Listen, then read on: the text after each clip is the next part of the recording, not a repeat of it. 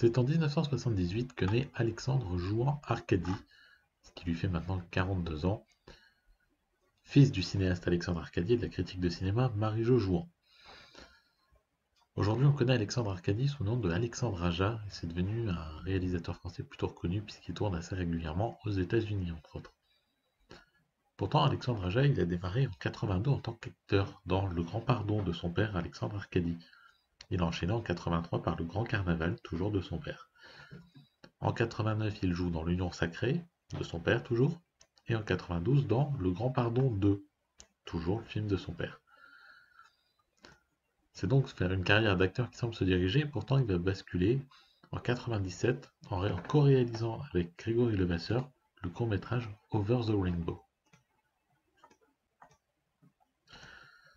Over the Rainbow, ça raconte l'histoire d'un gardien d'immeuble timide qui n'ose pas s'approcher de Lisa, une des locataires, qui va rencontrer un fleuriste aveugle pour lui donner un coup de main. Un court-métrage plutôt sympatoche et notamment porté par Jean Benguigui, un film que vous pouvez trouver assez facilement sur YouTube et que je vous conseille de regarder à l'occasion. Achetez des fleurs, messieurs, dames. Achetez des fleurs à un vieil aveugle qui a peur du noir. Vous êtes amoureux. Ça se voit dans vos yeux. Tu es aveugle? C'est pas important. Pas la peine de le voir, je le sais. Ça se voit toujours dans les yeux. À quelle heure elle doit venir? Je sais pas. Comment ça, vous savez pas? En général, elle rentre de son bureau vers 8h, 8h30, et puis elle s'arrête pour acheter un gâteau. Et lorsqu'elle le mange, on a l'impression qu'elle arrive à tout oublier. Vous ne la connaissez pas. Mais c'est en 99 que commence réellement sa carrière de réalisateur puisqu'il réalise le film Furia. Furia est un film qu'il va réaliser, qui sera produit par son père. Et au scénario, on trouve Alexandre Aja lui-même, bien sûr, mais aussi Grégory Levasseur, d'après la nouvelle Graffiti de Julio Cortázar. À la musique, on retrouve Brian May, à la photographie Jerry Fisher. Au casting, Stanislas Mérard, ou encore Marion Cotillard. Inspiré d'une nouvelle, donc le film se déroule dans un futur de moins en moins improbable où la France est un état totalitaire. Théo peint sa vision de la liberté sur les murs et va rencontrer Elia dont il tombe amoureux. Furia n'est pas un film très long, il dure tout juste 1h30. Et en démarrant sur un principe d'anticipation, il va explorer un territoire que le réalisateur n'a plus retrouvé ni recherché, je pense, depuis. Et si son premier long métrage manque clairement de maîtrise sur certains points, les comédiens sont pas toujours justes, le scénario traîne parfois les pieds, il développe tout de même quelques sujets intéressants, notamment la possibilité d'être rebelle et amoureux, mais aussi la peur qui s'ensuit. Il faut reconnaître au réalisateur et son équipe la faculté de mettre en place un monde crédible et de savoir choisir des décors parfaitement raccords. Et aussi d'avoir su voir juste concernant le casting, et notamment par le biais d'une petite actrice qui ne compte alors que quelques secondes rôles dans sa filmographie, Marion Cotillard. Pour le reste, si le résultat est bancal, il reste un premier essai pas honteux laissant entrevoir des qualités chez le jeune réalisateur.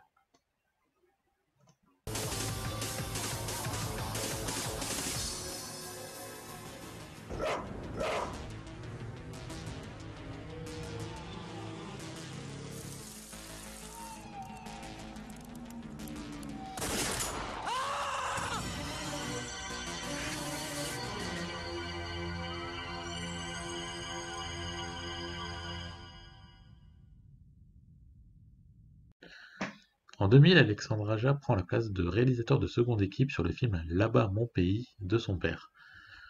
En 2002, il reprend une nouvelle fois la place de réalisateur de seconde équipe pour le film Entre chien et loup, qu'il a au passage coécrit avec son ami Grégory Levasseur. Et l'année suivante, en 2003, il sort enfin son second film, Haute Tension. Durant environ 1h30, une durée relativement classique, le film a été également coécrit avec Grégory Levasseur. À la photographie, on a Maxime Alexandre, et au casting, Cécile de France, Maïwenn, Philippe Naon ou encore Franck Calfoun. Le cinéma de genre n'est déjà plus une priorité en France, et ça depuis un bon bout de temps. Et il aura fallu qu'Alexandre Aja s'y remette pour que le public puisse croire à un retour du genre. Haute Tension est une tentative de slasher se déroule en France avec un casting français. Ce film revient sur l'histoire de deux étudiants partis réviser leurs examens et dont l'une va tenter d'aider son amie après avoir vu un homme la kidnapper, après avoir assassiné d'autres personnes bien entendu. Un pitch résolument simpliste mais qui permet au jeune réalisateur de se laisser aller et de multiplier les giclées de sang et la tripaille pendant toute la deuxième moitié du film après un démarrage un peu poussif. Dommage car la direction est bonne et les décors très bien choisis. Avec quoi de plus flippant que la campagne française finalement. Tout comme la photo, très maîtrisée. Là où le film montre aussi une certaine limite, c'est dans la BO, reprenant des titres reconnus tels que du Muse. Sauf que ça fonctionne pas franchement bien et ça se sent énormément. Pour autant, il reste encore dommage, près de 15 ans plus tard, de passer à côté de ce film qui a contribué à montrer la voie à d'autres qui continuent encore aujourd'hui d'essayer de faire reconnaître le savoir-faire français dans un domaine autre que celui du drame plan-plan.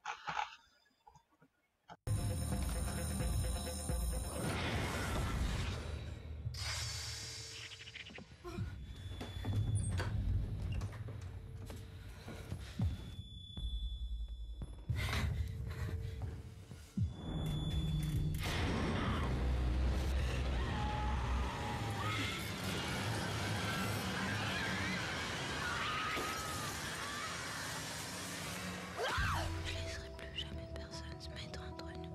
Je laisserai plus jamais personne se mettre entre nous.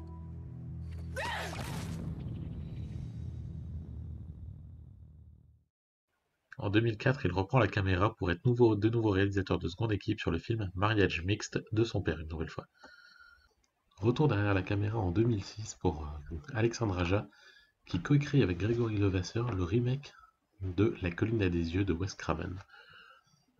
À la musique, Tom Dandy, à la photographie, Maxime Alexandre, au casting on retrouve Aaron Stanford, Ted Levine, Vanessa Shaw ou encore Émilie de Ravin. Devant l'absence d'intérêt de la production française pour les films de genre, Aja rejoint donc enfin les US.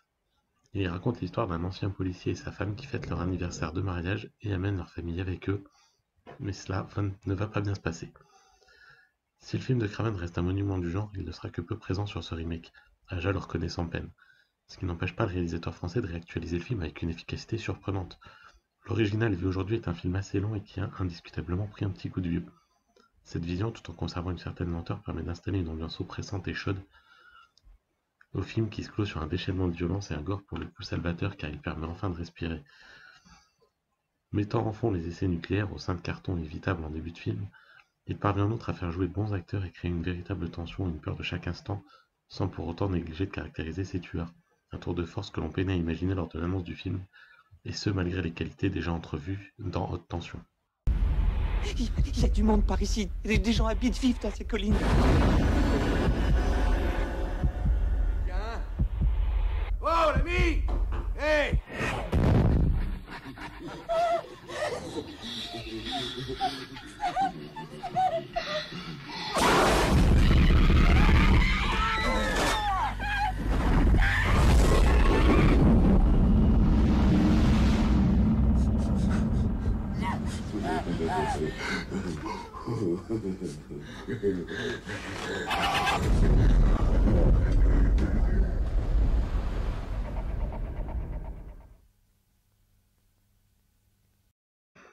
En 2007, il co-scénarise avec Grégory Levasseur de nouveau le film Deuxième sous-sol qui sera réalisé par Franck Calfoun. S'entraîner donc, il est de retour en 2008 avec un autre remake, le film Mirrors, qu'il coécrit de nouveau avec Grégory Levasseur et cette fois-ci aussi avec Jim Hulce et Joe Gangemi. À la photo, on retrouve de nouveau Maxime Alexandre et à la musique Javier Navarrete. Au casting, Kiefer Sutherland, Paula Patton ou encore Amy Smart et Jason Flemyng, voire même Julian Glover. Remake du film coréen Into the Mirror. Ce Mirrors aura d'ailleurs une suite totalement ignorée quelques années plus tard. Souvent considéré comme un des films les plus faibles de la filmographie de son réalisateur, Mirrors n'est pas une grande réussite, mais ça reste plutôt bon en fait. Ben Carson est un flic qui a été suspendu après avoir abattu un de ses anciens collègues sans que l'on sache exactement pourquoi. Il devient alors veilleur de nuit au Mayflower, un hôtel qui a pris feu par le passé, mais ses miroirs sont restés en état. Il est cependant conseillé, si vous comptez visionner le film, de profiter de la version longue. Elle apporte en effet un léger plus à la caractérisation des personnages, dont on sent que le réalisateur a voulu la travailler puisqu'il se montre parfois assez lent, privilégiant justement les dialogues et les révélations sur le passé à plusieurs reprises. Mais au-delà de ça, il peut profiter d'un casting solidement mené par Kiefer Sutherland pour accrocher le spectateur qui appréciera une enquête assez bien menée. Car le film a l'avantage de se situer entre l'horreur et le thriller. Et s'il n'est ni le premier ni le seul à le faire, il s'en sort plutôt pas mal dans le genre. Bien entendu, on ne retrouve pas l'horreur frontale de son effort précédent, mais on a tout à fait le droit d'y trouver son compte et d'apprécier la finesse de quelques scènes au sein d'une œuvre qui en manque malgré tout. Mais il reste un film tout à fait appréciable. They're looking back at me. There's no one looking back at you through the mirrors.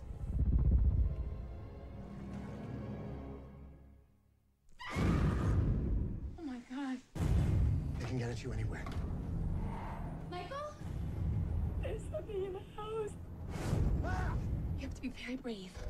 Get out of here now! My family's not dying tonight.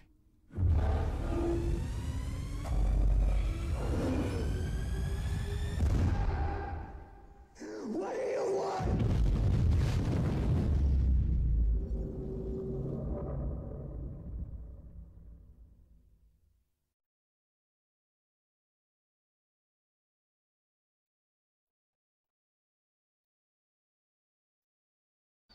Toujours en 2009, Alexandre Aja réalise le court-métrage Essayeur Files, dont je ne peux pas vraiment vous parler puisqu'il est peu trouvable aujourd'hui. Mais en 2010, il va revenir avec Piranha 3D, qui n'est pas un remake du film de Joe Dante. Alexandre Aja insiste bien là-dessus. Le film, relativement court, un peu moins d'1h30, est écrit par Sedge Ryan et Peter Goldfinger, dont le scénario a été réarrangé par Alexandre Aja et Grégory Levasseur. À la musique, Michael Wandmacher, et la photographie, John R. Leonetti, un directeur de la photographie plus que reconnu. Au casting, on retrouve Elizabeth Shue, Stephen McQueen, Adam Scott, Jerry O'Connell ou encore Ving Rhames, Christopher Lloyd, Richard Dreyfuss. Encore une fois, on a de sacrés jolis noms pour ce film. Alors on y suit des milliers d'étudiants qui s'apprêtent à teuffer grave à Lake Victoria, mais un tremblement de terre plus tard et des piranhas en poil voraces ne vont pas tarder à changer la teinte de l'eau. S'il y a bien un point sur lequel le film d'Aja se rapproche de celui de Dante, c'est dans son analyse des comportements face à une telle menace. Des années ont passé, on ne peut pas dire que les gens soient plus malins. Le film pointant régulièrement l'égoïsme de beaucoup face à la solidarité de peu. Le souci, c'est qu'Aja souhaitait réaliser un vrai film d'horreur, de terreur pure, mais face à une production souhaitant avant tout un divertissement, il réalise un film gore, aux effets parfois peu convaincants, mais qui reste jouissif à l'occasion. Un résultat qui doit beaucoup au talent du réalisateur français, cependant peu satisfait du résultat dont il envisage même de faire retirer son nom. Le tournage étant une très mauvaise expérience pour lui, il se laissera aller à la blague et fera son maximum pour réussir ses effets de plateau et amener un maximum de gore, laissant au final un film plutôt bon dans son genre et dont on regrettera que les promesses d'origine n'aient pas pu être tenues. Ça, c'est de l'amour!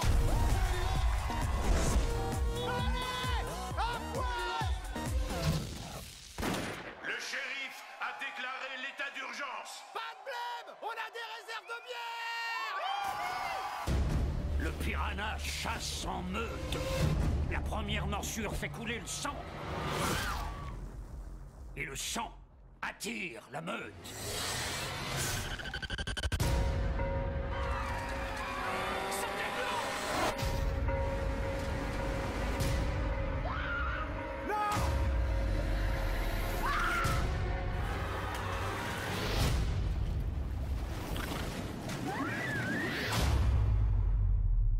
Piranha.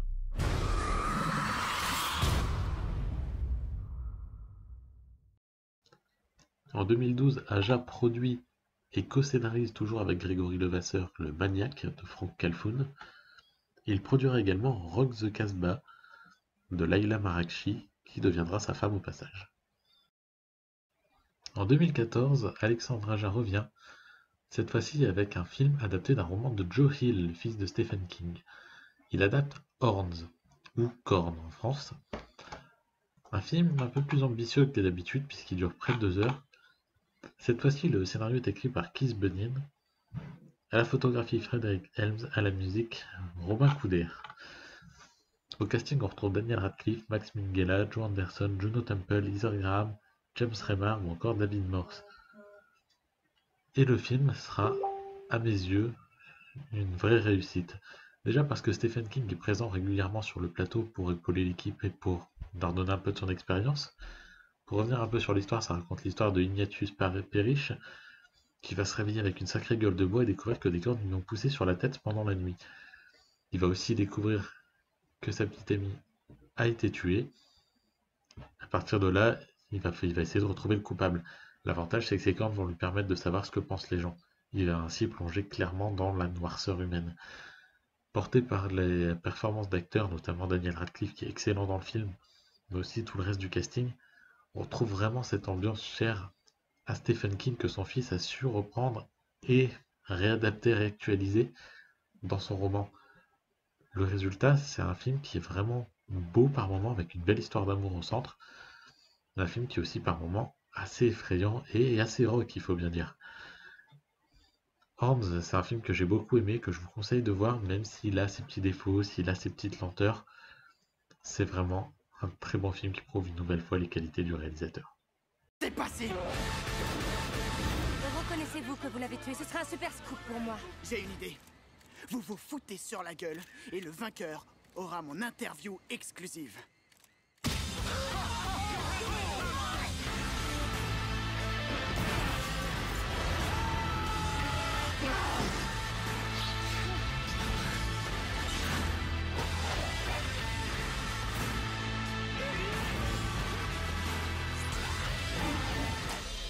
Pourquoi il y a un serpent autour de ton cou? Je me suis fait un nouvel ami. Ce sont des cornes? De satanées cornes.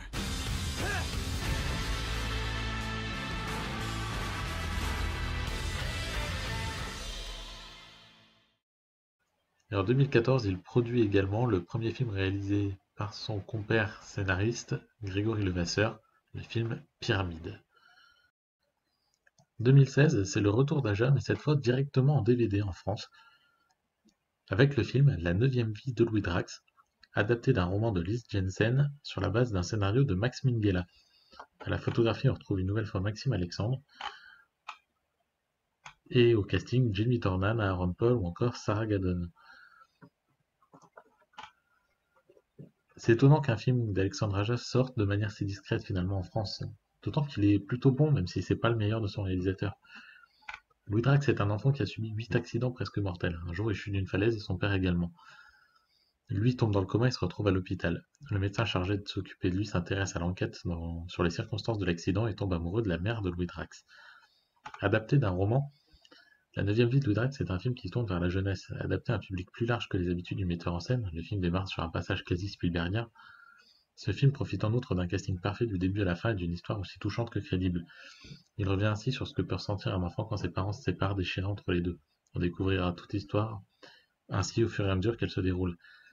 S'il se montre parfois un peu long et trop explicatif et que l'élément fantastique pourra surprendre quelques-uns, il n'y a pas de doute sur le fait que ce film est réalisé avec les meilleures intentions. Dommage aussi qu'il se repose beaucoup sur la révélation finale pour fonctionner totalement. Cela dit, ça le rend étrangement encore plus touchant. Je vous conseille donc de le voir à l'occasion. Devenu agressif. Les enfants savent toujours bien plus que nous pensons. Certaines personnes ne veulent pas se réveiller tant qu'ils ne se sentiront pas en sécurité. Et si Louis cherchait la sortie? J'aimerais bien tenter quelque chose. Mais je veux que vous soyez prudents.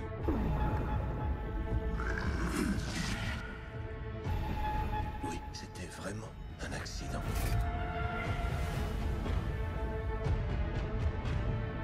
Peut-être bien que tu l'as deviné. Parfois, j'ai l'impression que tu sais tout.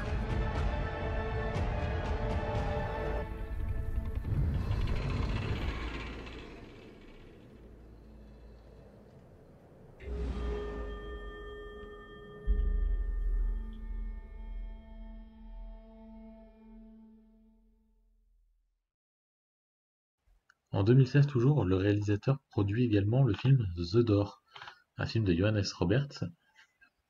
Et en 2017, on va le retrouver à la réalisation de Campfire Creepers The Skull of Sam, un court-métrage en réalité virtuelle, qu'il réalise donc. Et il va également produire la série télé Urban Nightmares, une mini-série que je n'ai pas vue, donc je ne pourrais pas vous en parler. 2019, Alexandre Aja est de retour avec un film de moins d'1h30 et qui sera une vraie surprise. Un film écrit par Michael Rasmussen et Sean Rasmussen, avec à la photo Maxime Alexandre, un film produit par Sam Raimi qui sera visiblement très présent sur le plateau en tant qu'aide, et au casting duquel on retrouve Kaya Scodelario et Barry Pepper. Le film, c'est Crawl. Et donc Aja revient avec un film de croco. Alors sur le coup on se dit, sérieux? Bah ouais. Hallie est une nageuse, et elle s'apprête à rentrer chez elle quand sa sœur l'appelle et la prévient d'un ouragan qui va s'abattre sur leur ancienne maison où vit encore leur père. Malgré un froid entre eux, Hallie décide d'aller y jeter un œil pour voir s'il est parti, mais se retrouve prise avec lui dans l'ouragan et entre deux alligators. Dit comme ça paraît peu engageant, et ça m'engageait peu. Mais le savoir-faire de Aja couplé à la présence de Rémi à la production pousse à aller voir le résultat. Et autant dire que passer des premières minutes qui offrent quelques petits moments d'humour et même un ou deux moments clairement hors contexte, la suite est une montée de tension constante jusqu'au final, et le tout porté par cette relation père-fille conflictuelle qui ne demande qu'à se résoudre. Le film ayant l'avantage d'offrir des alligators plutôt bien fichus et globalement des effets assez réussis à 2-3 exceptions près, et des scènes efficaces tout en se montrant assez court pour ne pas donner l'impression de traîner, on peut se demander quand est-ce qu'on a vu récemment un film aussi efficace. Pas parfait certes et pas d'une grande profondeur, mais qui procure un plaisir simple tout en étant intelligent dans sa manière de broder son histoire autour des événements. Un bon film dans son genre. Sous l'eau. Quand on tape sur les tuyaux, ça brouille leur sens. Je vais essayer de les attirer ailleurs. Tu peux le faire.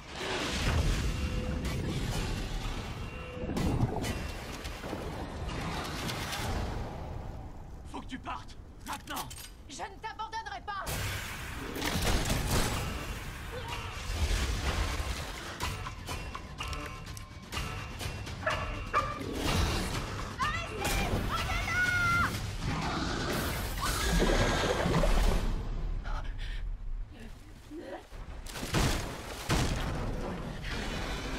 Amène-toi, espèce d'enfoiré.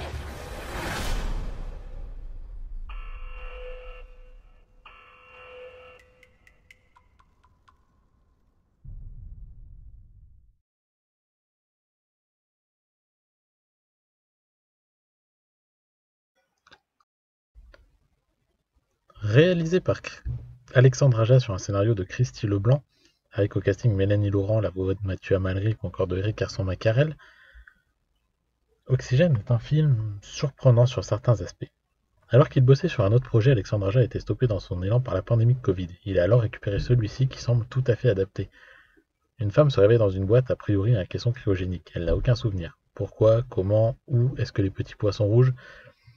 À elle de le découvrir alors qu'il ne lui reste que 34% d'oxygène, soit environ 1h30 de survie.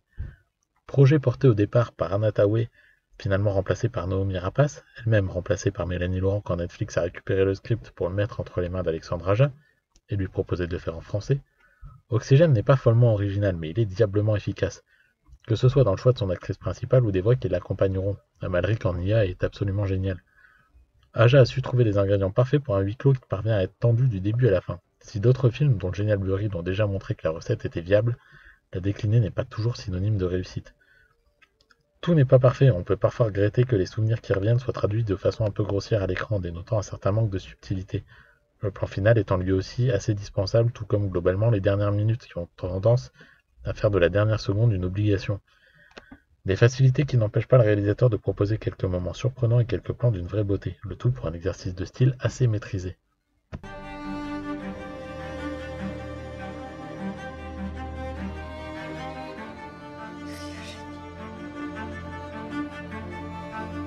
Appel entrant. Allô? Lise, on a presque plus de temps. On commence par quoi?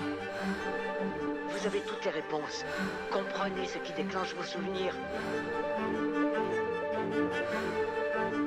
Vous êtes qui?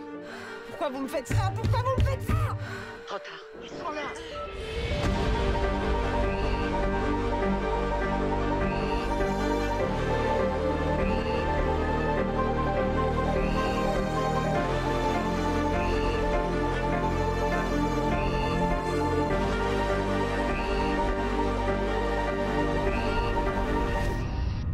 Interruption. Niveau d'oxygène approchant du seuil critique.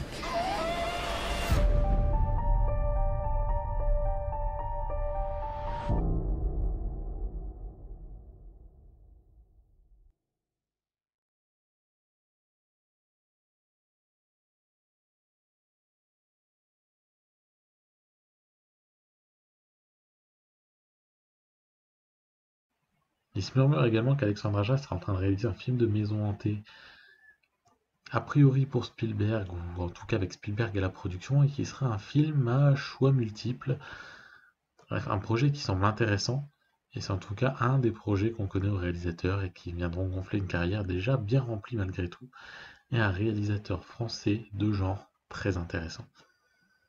Si vous connaissez et aimez le bonhomme ou pas, je vous laisse laisser un commentaire sous la vidéo et je vous souhaite une bonne journée à tous.